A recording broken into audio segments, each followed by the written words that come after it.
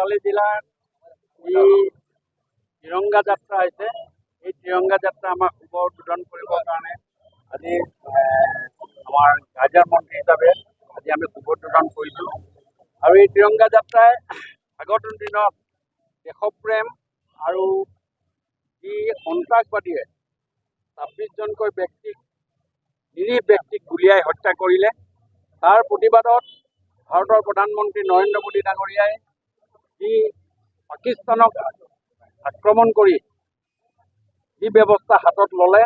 সেই ব্যৱস্থাৰ প্ৰতিফলিত হৈ আজি আমি সম্পূৰ্ণ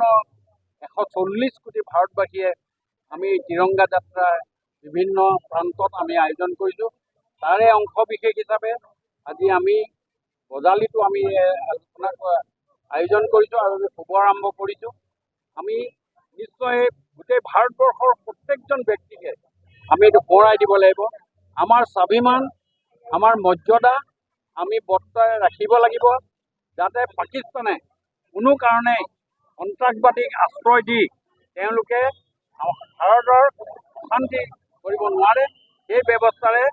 এই কামখিনি আমি আজি হাতত লৈছোঁ আৰু এই তিৰংগা যাত্ৰাই আজি আমি শুভ উদ্বোধন কৰিলোঁ বুলি ঘোষণা কৰিছোঁ।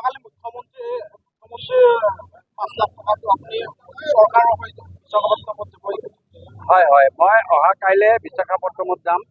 এজন ব্যক্তিমাজ আছে তেখেতক আমি কাইলৈ গৈ 3টা বজাত মই নিজে ব্যক্তিগতভাৱে যি মুখ্যমন্ত্ৰী মহোদয়ৰ নিৰ্দেশমতে তেখেতক গৈ আমি 5 লাখ টকা এটা অনুদান তেখেতক দিছোঁ আমি মানে তেখেতৰ প্ৰতি থকা শ্ৰদ্ধা আমি স্মৰণ কৰি পেলাই দিব খুজিছোঁ মাননীয় মুখ্যমন্ত্ৰী মহোদয়ে পঠিয়াইছে আৰু মই ভাবোঁ যে এইটোৱে নিশ্চয় আগন্তুক দিনত আমাৰ যিটো ভাতৃত্ববোধ এই ভাতৃত্ববোধটো বজাই ৰাখিব। কালিৰ পৰা এটা আজি বাৰ্তা যাব ইমান দীঘল এটা জাতীয় পতাকা লৈ এই বাৰ্তাত কি ক'ব? নিশ্চয় এইটো অত্যন্ত দৰকাৰ আছে আমি চুক কোণ মাৰি প্ৰত্যেকজন ব্যক্তিকে আমি সোঁৱৰাই দিব খুজিছোঁ আমাৰ স্বাভিমান আমাৰ সন্মান ভাৰতবৰ্ষৰ 140 কোটি প্ৰত্যেকজনে এই সন্মান আমি ৰাখিব লাগিব বিশ্বৰ দৰবাৰত আমি প্ৰতিষ্ঠা কৰিব লাগিব বিশ্বই গম পাব লাগিব যে ভাৰতবৰ্ষ এখন শক্তিশালী ৰাষ্ট্ৰ আৰু এই ৰাষ্ট্ৰত কোনোবাই যদি আমাক আক্ৰমণ কৰে আমি তাৰ আমি দিব পাৰিম আৰু সেইকাৰণে আমি সৈন্যসকলকো আমাৰ ফালৰ পৰা আমি বিশেষভাৱে তেখেতসকলক আমি সম্বোধন কৰিছোঁ তেখেতসকলক আমি উৎসাহ জনাইছোঁ।